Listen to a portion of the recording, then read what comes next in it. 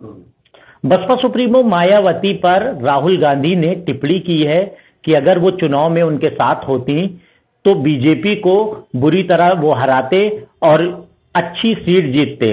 मेरे साथ बात करने के लिए बसपा के प्रदेश अध्यक्ष विश्वनाथ पाल जी हैं। सर, राहुल गांधी ने काफी कड़ी टिप्पणी की। उन्होंने कहा कि अगर बसपा सुप्रीमो उनके साथ होती, वो चाहते थे कि चुनाव उनके साथ लड़े, लेकिन वो नहीं लड़ी, तो वो किस तरह चुनाव लड़ रही हैं वो सब जानते हैं।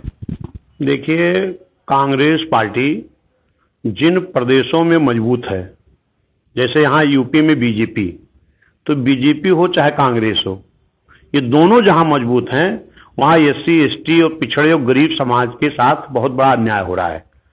जहां तक रही बात साथ रहने की, इसके पहले भी साथ में बीएसपी का गठबंधन भी हुआ था, लेकिन बहुजन समाज पार्टी का वोट तो ट्रांसफर हो जाता है। कांग्रेस का कोई वोट बेस है ही नहीं जो मुझे ट्रांसफर कराएंगे। और इसके पहले भी आपने देखा होगा कि राजस्थान में बहुजन समाज पार्टी के 6 विधायक थे, बिना शर्त बहुजन समाज पार्टी ने समर्थन दिया था। लेकिन ये कांग्रेस के चरित्र और चाल को देखिए कि उन्होंने हमारे विधायकों को 6 के 6 को तोड़ने का काम किया था, विश्वासघात किया था। तो उनसे गठबंधन का कोई मतलब नहीं होता है। माननीय बहन जी हमारी राष्ट्रीय अध्यक्ष हैं, इस पे तो निर्णय बहन जी का होता है, लेकिन जो अब तक बहन जी ने हम लोगों को जानकारी दी है, जो हमने देखा है कि गठबंधन का फायदा बीएसपी को कतई नहीं मिलता है और बीएसपी का बेस वोट लेकर के वो लोग हमारा ही शोषण करते हैं। जैसे आज यूपी में भाजपा है तो उनके द्वारा हमारे लोगों की हत्याएं हो रही हैं, लगातार जंगल राज कायम है। जहां पर कांग्रेस की सरकार है वहां पर भी हमारे साथ शोषण हो रहा है। यहां तक कि हमारे विधायकों को भी जब बिना शर्त हमने राजस्थान में समर्थन बहुजन समाज पार्टी ने दिया था तो उनको तोड़ करके हमारे साथ विश्वासघात करने का काम किया था। और अभी दिल्ली का चुनाव आपने देखा है, हम तो अलग थे, उनके इंडिया गठबंधन में थे भी नहीं। वहां जो उनके इंडिया गठबंधन के साथी थे, चाहे आम आदमी हो चाहे समाजवादी पार्टी हो, आम आदमी और समाजवादी पार्टी बोल रही है कि दिल्ली में कांग्रेस बी टीम का काम कर रही है, बीजेपी को जिताने के लिए कांग्रेस लड़ रही है। और ये आप देखेंगे भी कि जो कांग्रेस का वोट आया है तमाम सीटों पर, शायद कांग्रेस अगर बी टीम का काम नहीं करती तो हो सकता कि इस तरह का रिजल्ट नहीं आता। लेकिन राहुल गांधी का जो इशारा था वो कहीं ना कहीं यही था कि बीएसपी भाजपा के साथ मिलकर ये काम कर रही है। वही तो मैं कह रहा हूं कि दिल्ली में अगर कांग्रेस भाजपा के साथ मिलकर के ऐसा नहीं करती तो शायद भाजपा नहीं आती।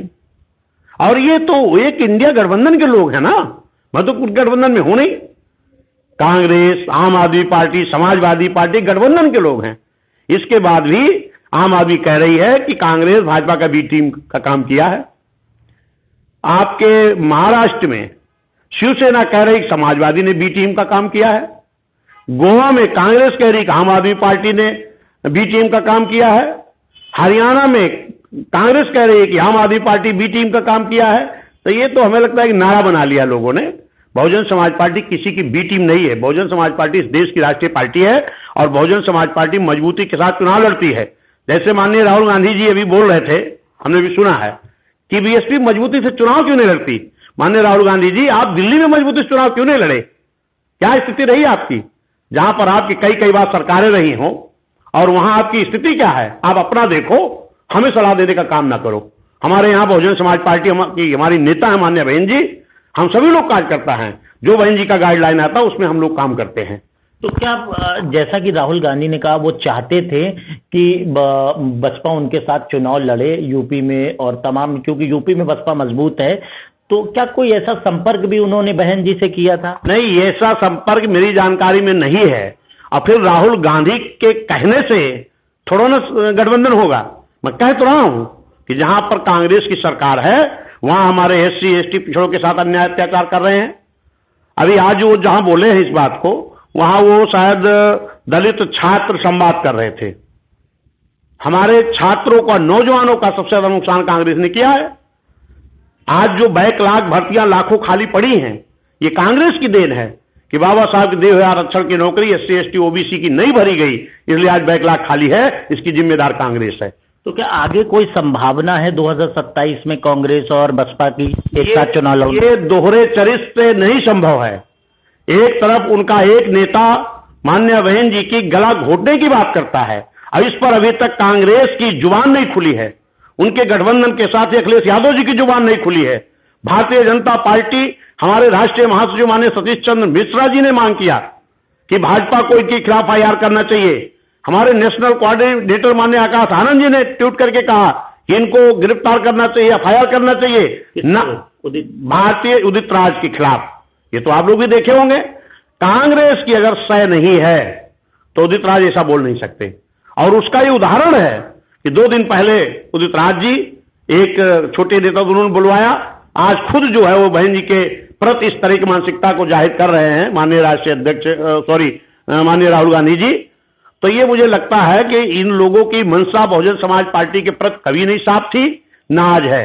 मैं तो कहता हूं कि आज तो ऐसा देखने में लगता है जिस तरीके से माननीय बहन जी के गला घोटनी जैसी अपशब्दों का प्रयोग कांग्रेस एक नेता ने किया है, और इसमें भारतीय जनता पार्टी भी उनके खिलाफ एफआईआर नहीं करा रही है, उनको जेल नहीं भेज रही है। समाजवादी के राष्ट्रीय अध्यक्ष एक शब्द नहीं बोले, राहुल गांधी जी अभी तक माननीय राहुल गांधी जी एक शब्द नहीं बोले, और फिर आज उल्टा वो कह रहे बीएसपी का गठबंधन होना चाहिए। गठबंधन के कहने से थोड़ी ना होगा।